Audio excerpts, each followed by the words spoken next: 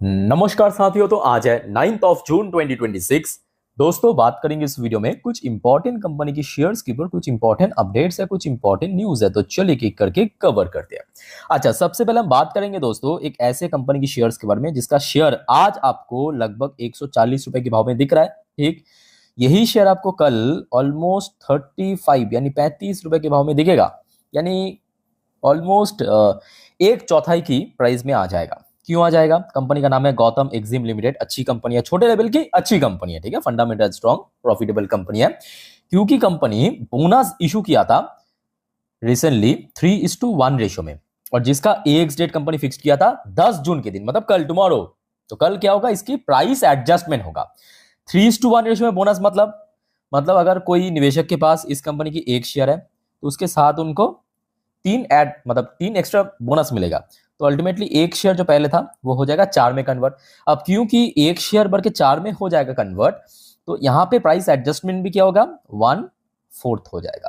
Clear हो चुका है? सो जिस वजह से दोस्तों अगर आपके पास या आपके पोर्टफोलियो में गौतम एक्जिम लिमिटेड की शेयर है और आपने सडनली कल सुबह जब मार्केट ओपन करा, पोर्टफोलियो ओपन करा, आपने देखा कि सडनली 75% गिरावट, वो डिपेंड करेगा किस लेवल पे ओपन हो रहा है, बट कोई 35 के आसपास आपको दिख जाएगा। तो आपको ज्यादा चिंता करने की जरूरत नहीं है। अच्छी कंपनी आगे आपको मिल जाएगा शेयर ऑटोमेटिकली, ठीक है, कुछ करने की आवश्यकता नहीं है। बाकी बात करें लास्ट एक साल पे 80 to 83% की बहुत शानदार रिटर्न दिया। 5 साल की बात करें 843% की रिटर्न, प्रॉफिटेबल कंपनी है। थोड़ा बहुत इसको आप स्टडी कर सकते हो, ठीक है। अच्छा, उसके बाद आ जाइए HCL टेक्नोलॉजी, जो बैक टू बैक कुछ महीनों से गिर रहा है, 2026 में बहुत पिट चुका है। और ठीक है, मैं कहूंगा वजह तो है जिस वजह से गिरा है, ऐसा नहीं कि सिर्फ यूं ही गिर रहा है। एआई एडॉप्शन नहीं कर पा रहा है भारत के IT companies, IT sector. TCS कितना गिर गया? मैं तो कहूंगा HCL टेक्नोलॉजी बहुत कम गिरा है। टीसीएस, इन्फोसिस बहुत ज्यादा गिर गया। चलो ठीक है, अच्छी बात है। अब देखिए यहाँ पे जो न्यूज निकल के आ रहा है ये एक्चुअली बहुत इंटरेस्टिंग है। देखिए, HCL टेक्नोलॉजी और गूगल क्लाउड क्या लॉन्च किया? AI innovation zone in California पे एआई इनोवेशन जोन लॉन्च किया। तो ये बहुत सही न्यूज़ है। और दूसरी फैक्टर दोस्तों ये भी है कि अभी कुछ टाइम पहले यूएस मार्केट ओपन हुआ। आपको मैं लास्ट वीडियो में ही थोड़ा बहुत हिंट दे रहा था कि आज कहीं ना कहीं देखा जाए यूएस मार्केट में रिकवरी पॉसिबल है, क्योंकि जितने भी जियोपॉलिटिकल इंसिडेंट हो रहा था उसी वजह से हो रहा है, ठीक है। तो कल अगर सब कुछ सही निकला तो कल सिर्फ मैं कहूँगा HCL टेक्नोलॉजी नहीं, उसके साथ साथ जो इंटायर आईटी सेक्टर अभी तक स्ट्रगल कर रहा था या करेक्शन में चल रहा था पिछले कुछ महीनों की अगर हम बात करें, वो भरपाई हो सकता है या रिकवर हो सकता है, काइंड ऑफ, ठीक है। अच्छा, उसके बाद आ जाइए दोस्तों JSW स्टील लिमिटेड। ये तो आपके निफ्टी 50 की पार्ट है, बड़े लेवल की कंपनी, लाइफ टाइम हाई के आसपास ही चल रही है। इसमें कोई बहुत गिरावट तो फिलहाल नहीं हुआ। वजह भी है क्योंकि जितना आपके ग्लोबल मार्केट में रॉ मटेरियल प्राइस बढ़ेगा, इन सब कंपनी को बेनिफिट पहुंचेगा। JSW steel crude steel production, जो आज बिजनेस अपडेट आया है लास्ट मंथ की, उसमें 15% की जंप हमें देखने को मिला। 22.93 LT फॉर लाख टन। अच्छा, 22.93 लाख टन की प्रोडक्शन इस बार देखने को मिला, जो कि अमेजिंग है, ठीक है। तो इसका भी एक बहुत बड़ा कंट्रीब्यूशन है JSW स्टील के ओवरऑल रेवेन्यू स्ट्रक्चर पे। अच्छा, इमीडिएटली मैं कहूँगा शेयर के लिए सबसे क्रूशल जोन अपर साइड में 1300 की लेवल, मतलब जो भी है शेयर की लाइफ टाइम हाई है। और रिसेंटली 1300 के आसपास से शेयर बार बार हडल फेस किया, चाहे इस लेवल की बात करें, इस लेवल की बात करें, यहाँ पे बात करें, या जिस दिन लाइफ टाइम हाई पहुंचा। अच्छा, लोअर साइड की अगर हम बात करें, मतलब नीचे की तरफ अगर करेक्शन हो, जिसका चांस बहुत कम है, पर इनकेस हुआ तो सबसे पहला 1250 पे बैक टू बैक यहाँ पे सपोर्ट मिल रहा है पिछले कुछ महीनों से। इनकेस अगर ये लेवल टूट गया तो 1200 एक स्ट्रॉन्ग सपोर्ट जोन है, ठीक है। अच्छा, उसके बाद दोस्तों आ जाते हैं वेदांता लिमिटेड। वेदांता की शेयर वैसे तो आज पॉजिटिव में क्लोजिंग दिया और कहीं ना कहीं शेयर 300 के ऊपर स्टे भी कर रहा है। अच्छा दोस्तों, आपको पता होगा रिसेंटली बात है, रिसेंटली मतलब वही एक हफ्ता पुराने बात होगा, मैं आपको ऑलरेडी इन्फॉर्म कर चुका था। वेदांता को देखिए, वेदांता की डीमर्जर लिस्ट अभी नहीं हुआ, बहुत जल्दी हो जाएगा, डोंट वरी। सो बहुत सारे यहाँ पे चेंजेस हुआ है वेदांता के अंदर, ठीक है, जिस वजह से यहाँ पे एक रेटिंग एजेंसी कंपनी ने रेटिंग अपग्रेड किया, मे बी इकरा या तो क्रिजिल, ये दोनों में से कुछ तो होगा, ठीक है। अच्छा, आज वेदांता ने ये डिसाइड किया क्योंकि रेटिंग अपग्रेड कर लिया ना, तो कंपनी के लिए और ज्यादा फंड रेज करना आसान हो जाएगा। मेरे बात को ध्यान से समझना, क्योंकि ये जो रेटिंग एजेंसी कंपनी द्वारा दोस्तों रेटिंग आए दिन आता है ना, मैं आपको बताता हूँ। देखिए एबीसी कंपनी के ऊपर इतना रेटिंग मिला, किसी को डाउनग्रेड किया, किसी को अपग्रेड किया, आपको लगता है सिर्फ यूं हुई, इसका कोई फायदा नहीं है, इसका बहुत बेनिफिट है या बहुत नुकसान है, वो डिपेंड करता है रेटिंग के ऊपर। क्यों पता है? ये जो सब फाइनेंसिंग कंपनी, फंडिंग कंपनी, ठीक है, देखते हैं, चेक करते हैं कोई बड़े कंपनी या मिड साइज कंपनी को फंड देने से पहले कि उसके ऊपर रेटिंग एजेंसी कंपनी किस प्रकार की रेटिंग दे रहा है। समझ आ रहा है बात? रेटिंग अगर बढ़िया रहा मतलब कंपनी सही है, तो उसको हम फंडिंग कर सकते हैं या पैसा दे सकते हैं, तो फ्यूचर में चोट नहीं पहुंचेगा वो पैसा। तो जिस वजह से वेदांता ने देखा कि भाई रेटिंग तो अपग्रेड हो चुका है, तो हम क्यों ना $5.2 बिलियन की रीफाइनेंसिंग कर लेंगे। अच्छा, रीफाइनेंसिंग का दो अलग अलग शब्द यहाँ पे मतलब निकलता है। अगर वेदांता कोई बैंकिंग कंपनी या कोई लेंडिंग कंपनी होता तो अलग बात है, उसमें रिफाइनेंसिंग का मतलब है दूसरे कंपनी को लोन देना। यहाँ पे रिफाइनेंसिंग का मतलब है, क्योंकि वेदांता एक मेटल सेक्टर की कंपनी, मतलब खुद फंड रेज करेगा यहाँ पे कितना, $5.2 बिलियन की, जो कि एक बहुत बड़ा अमाउंट है, ठीक है। और कहीं ना कहीं देखा जाए शेयर में भी आपको इसका इंपैक्ट पड़ेगा, क्योंकि $5.2 बिलियन की जब फंड रेज करेगा, ऑटोमेटिकली कंपनी अपने बिजनेस को बढ़ाने के लिए करेगा, बिजनेस एक्सपेंशन पर्पस, ठीक है। तो कहीं ना कहीं देखा जाए कि फ्यूचर के लिए सही है, बट शॉर्ट टर्म में देखिए थोड़ा जियोपॉलिटिकल टेंशन ऊपर नीच होने के कारण शेयर थोड़ा सा ऊपर नीच हो सकता है, ठीक है। शेयर देखिए रिसेंटली थोड़ा बहुत गिर भी चुका, ये भी फैक्ट है। अगर आप देखेंगे पिछले 2 हफ्तों से शेयर लगभग 13 से 14% ब्रेक हो चुका है, ठीक है। और कहीं ना कहीं पूरा पोटेंशियल है कि अगर 300 स्टे कर गया, 300 का लेवल, तो शेयर फर्दर अपन दे सकता है। अच्छा नेक्स्ट दोस्तों आ जाइए आईपीओ के जीएमपी। बहुत सारे आईपीओ वैसे ओपन हो चुका है, जैसे कि देखिए, एक मिनट, हाँ, हॉरिजन रिक्लेम 24% को प्रीमियम चल रहा है, सुशान इलेक्ट्रिकल्स 19% को प्रीमियम चल रहा है, हेक्सागॉन न्यूट्रिशन 5-5.5% का अराउंड प्रीमियम चल रहा है। अच्छा, जेनेक्साई एनालिटिक्स 4% को प्रीमियम चल रहा है, वाह केमिकल 20% की प्रीमियम, सीएमआर ग्रीम दोस्तों नोट करना, ये आपके मेन लाइन आईपीओ है, मेन स्ट्रीम आईपीओ। ये आईपीओ कल बाजार में लिस्ट होने वाले हैं, ठीक है, कल बुधवार के दिन लिस्ट होने वाला है। 35% की प्रीमियम चल रहा है, अच्छा खासा इसमें सब्सक्रिप्शन देखने को मिला, सो मे बी एक अच्छा, जिनको भी मिला है अलॉटमेंट मिला है, एक अच्छा लिस्टिंग गेन पॉसिबल है, ओके। अच्छा दोस्तों, आगे बढ़ने से पहले एक छोटा सा रिक्वेस्ट आप सभी को करूंगा। दोस्तों अगर आपको वीडियो भी तक अच्छा लगा, इन्फॉर्मेटिव लगा, प्लीज वीडियो को लाइक करना, और प्लीज दोस्तों चैनल को सब्सक्राइब करके जरूर रखना, शेयर मार्केट, जियोपॉलिटिकल अपडेट सब कुछ यहाँ पे मिल पाने के लिए। और दोस्तों आज रात की जो 10:30 की वीडियो आएगा इस चैनल पे, जिस पर हम नेक्स्ट डे मार्केट प्रेडिक्शन, पूरे दिन शेयर मार्केट के अपडेट को डिटेल में कवर करेंगे, क्योंकि मार्केट के लिए दोस्तों बहुत बढ़िया खबर है, ठीक है। सो प्लीज देखना मत भूलना, ओके।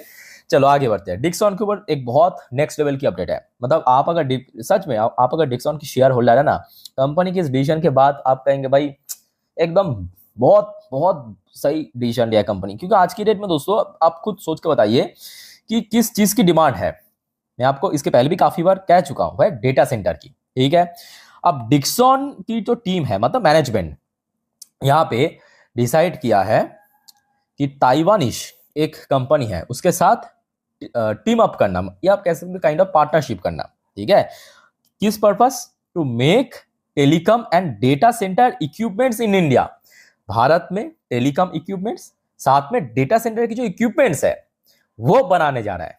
और इससे अच्छी बात हो नहीं सकती। दुनिया भर की कंपनी दोस्तों, यकीन कीजिए, भारत में डेटा सेंटर में निवेश तो कर रहा है, पर उसका इक्विपमेंट्स की क्या, बाहर से खरीदेगा महंगा पड़ेगा, भारत से खरीदेगा सस्ता पड़ेगा, डिमांड बढ़ने वाले हैं। तो आप समझ पा रहे हो कि डिक्सॉन की शेयर अगले कुछ साल पे कहां से कहां पहुंच जाएगा। पर दोस्तों एक और बात, हड़बड़ी मत करना, आप खुद से पूछिए क्या डिक्सॉन की शेयर अगर और 20%, क्योंकि ऑलरेडी शेयर 40% नीचे ही है आज, और अगर 20% गिर गया तो भी क्या हम इसको पकड़ के चल सकते हैं, होल्ड करके रख सकते? जवाब यस है, just go for it. No होते हैं जस्ट अवॉइड इट, क्योंकि ये शॉर्ट टर्म पर्पस नहीं है, ठीक है। शॉर्ट टर्म में कुछ भी हो सकता है। आप उसका प्राइम एग्जांपल आप पिछले 1 साल की इसकी चार्ट पैटर्न देख लीजिए, या 5 साल देख लीजिए, आपको पता चल जाएगा शेयर में जब मूवमेंट होता है इतना फास्ट मूवमेंट होता है, उसका करेक्शन भी होता है, ये पार्ट ऑफ मार्केट है, सिंपल। अच्छा दोस्तों, उसके बाद आ जाइए भारत इलेक्ट्रॉनिक्स के साथ साथ जितने भी डिफेंस कंपनी है, कुछ डिफेंस कंपनी को बहुत शानदार अपडेट है। तो basically choice broking brokerage company है, भारत की 4 डिफेंस कंपनी एचएएल, जेनटेक, बेल और अपोलो माइक्रो, इसको बढ़िया रेटिंग टारगेट दिया है। आइए मैं आपको पहले समझा देता हूं कौन सी शेयर को कितना रेटिंग एंड टारगेट मिला है, फटाफट नोट करना, ठीक है।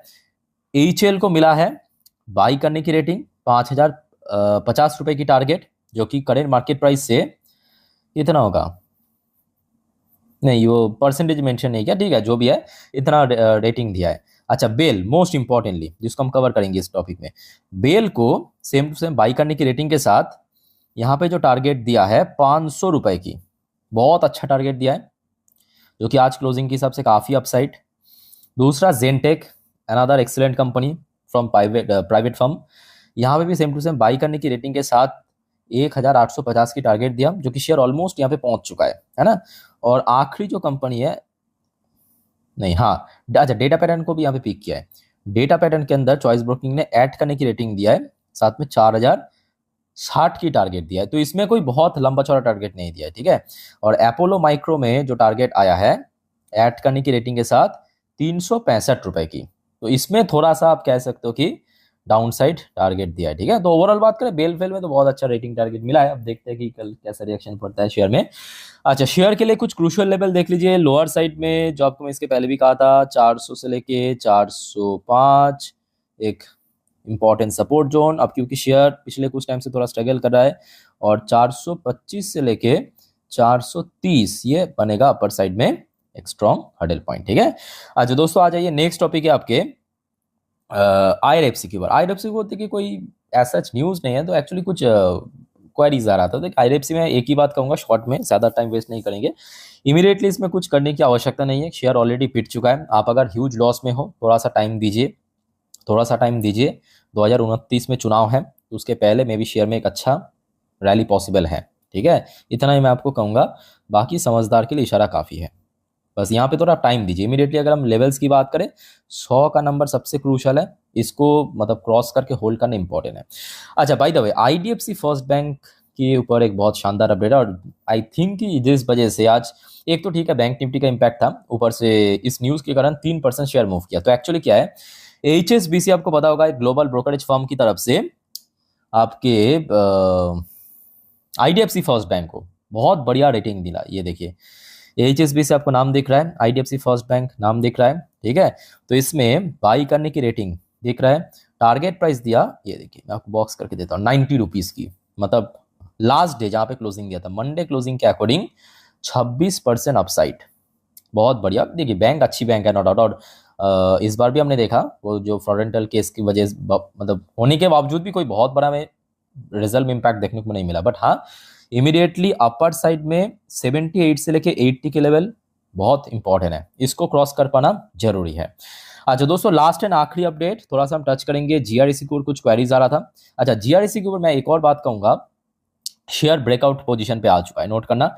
शेयर पिछले एक महीने से जितना कंसोलिडेट करना था कर चुका है, मतलब अगर आप ध्यान से देखना चार्ट पैटर्न पे, शेयर में ना बहुत बड़ा गिरावट हुआ, गिरावट जितना था वो आपके मई की सेकेंड वीक पे हो चुका है, ठीक है, लगभग एक महीने पहले। बट लास्ट 3 हफ्तों से देखिए शेयर में कोई बहुत बड़ा मूवमेंट हमें देखने को नहीं मिला।